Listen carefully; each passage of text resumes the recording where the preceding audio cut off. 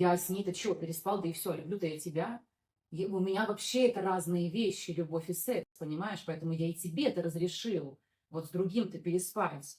Потому что любовь и секс — это разные вещи. То есть как бы начнется вот это вся, знаете, говно, вот это все, говномешалка начнется, и вы потом оттуда просто не выйдете. Просто поймите, что вам мужчина такое говорит, потому что он уже сам там перкнул и не один раз, и не один, значит, десяток. Вот. И конечно же, ваша значимость здесь тоже низкая, потому что если мужик изменяет, это первое, если он изменяет, то у вас значимость уже однозначно низкая. Он не ценит женщину, которую имеет. Он играет с огнем, и он как бы продолжает с ним играть. Не узнает прекрасно, а узнает, ну ничего другое найдем, понимаете? По крайней мере, он так думает. Почему я так говорю? Потому что все мужики, которые изменяют, у их женщин, жен и так далее низкая значимость. То есть мы пришли в точку, где у жены низкая значимость. И они думают, что они реально, ну как-то либо никуда не денется, либо как-то, ну и не особо там как-то, знаете, жалко терять. Вот.